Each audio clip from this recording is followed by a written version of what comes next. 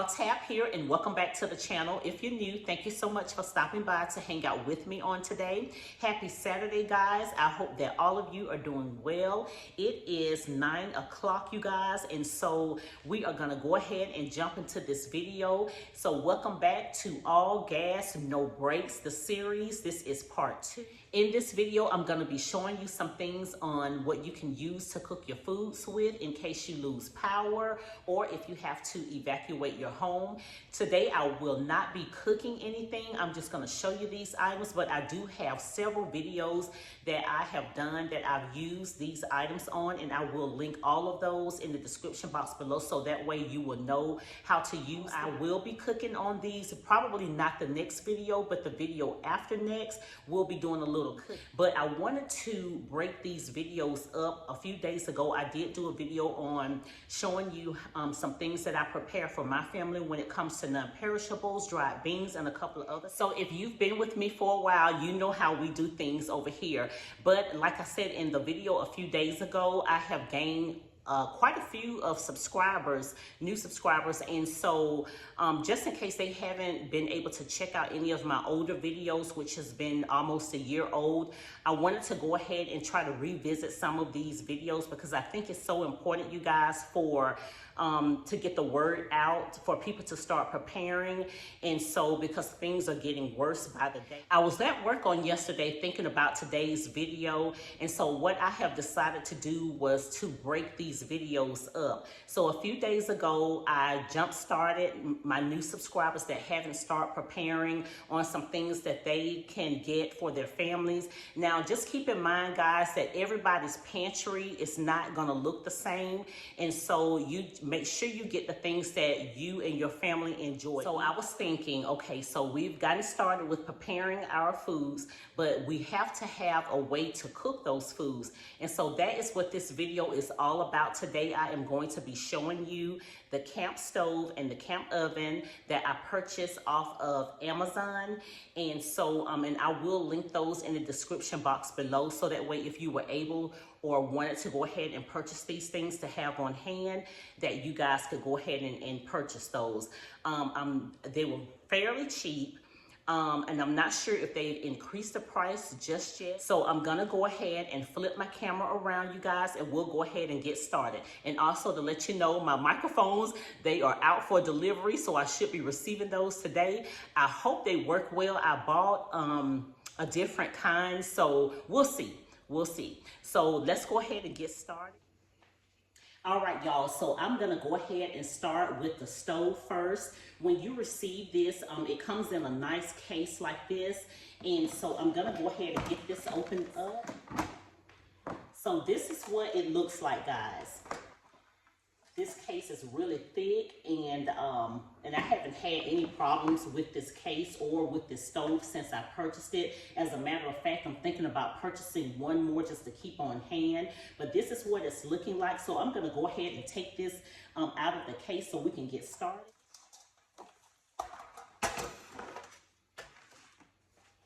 Okay, so this is what the stove looks like, guys. That's the front, and this is the back of it. I love the fact that it's very lightweight, so it's easy to just grab and take with you if you want to go camping or if you just want to go outside and cook something on the outside. This is perfect to have.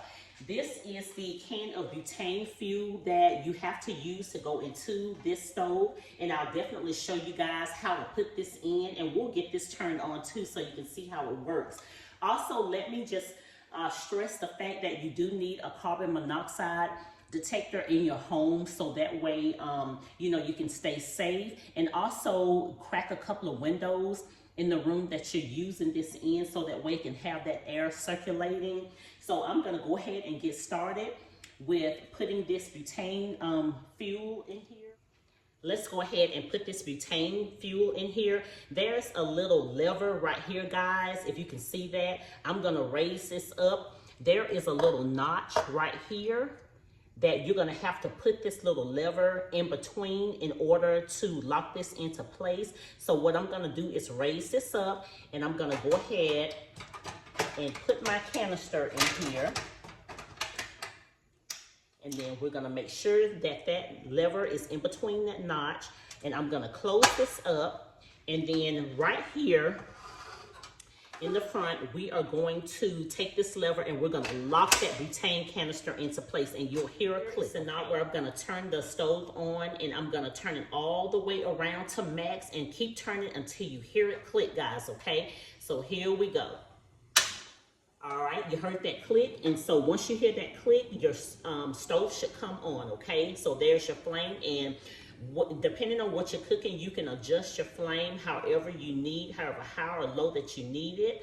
So this is so amazing to have, you guys, and I just hope you guys decide to check out those videos before I cook again on this within the next couple of weeks or so. But there you have it. So that is our camp stove, you guys. So I'm gonna go ahead and turn this off.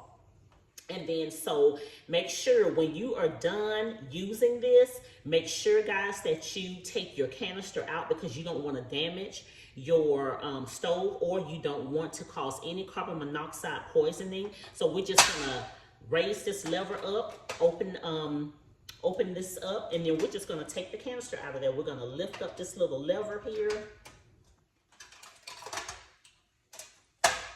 And then we're gonna take the canister out. It's easy to put in, easy to take out. And the last thing I want to show you in this video is the camp oven, you guys.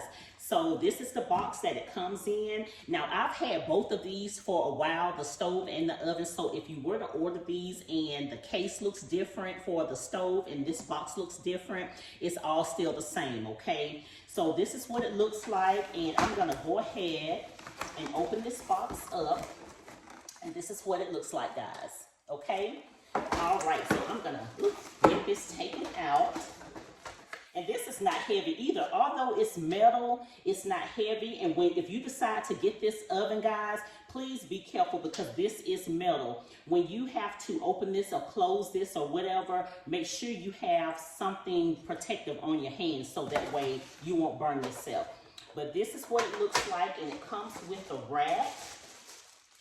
And also, this is the rack, and then it comes with an instruction book, okay?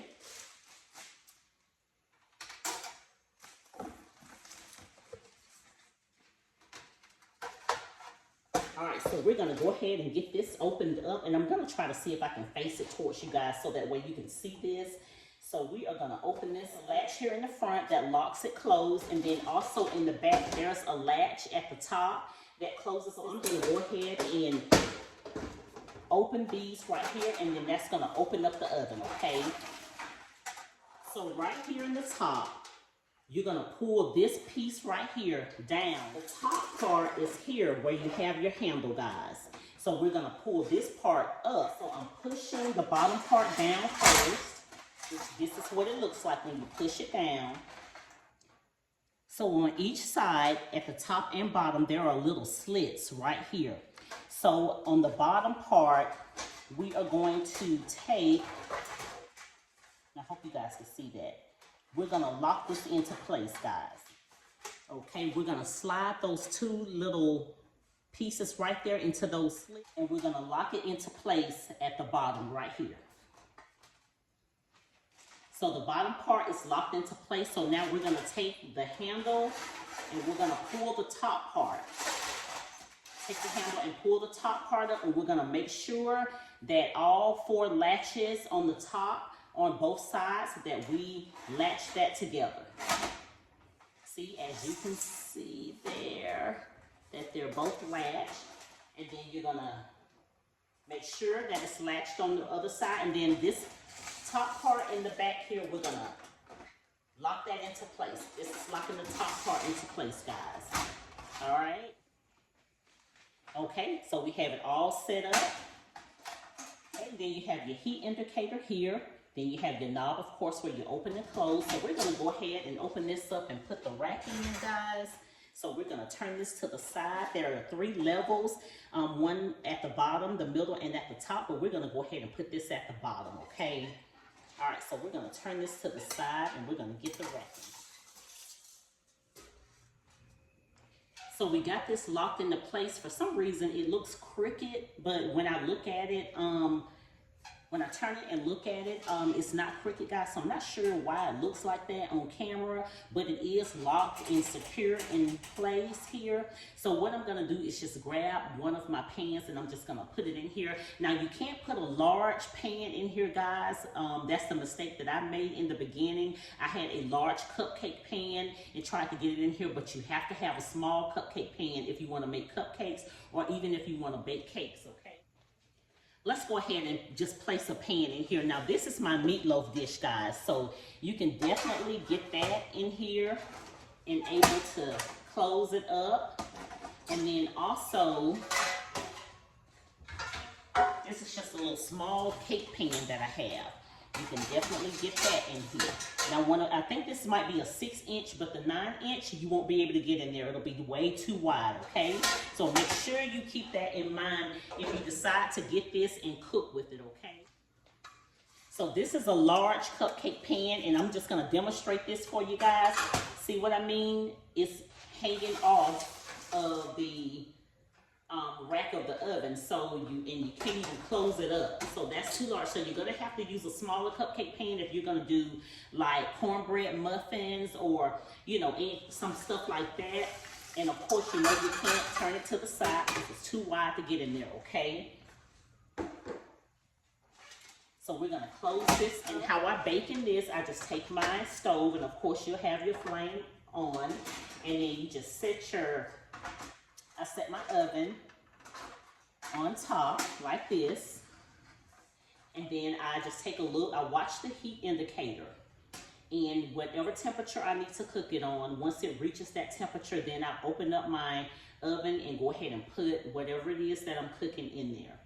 And then you just have to keep your eye on the heat indicator, make sure that your temperature don't drop or it goes above what you need to cook your stuff on, okay?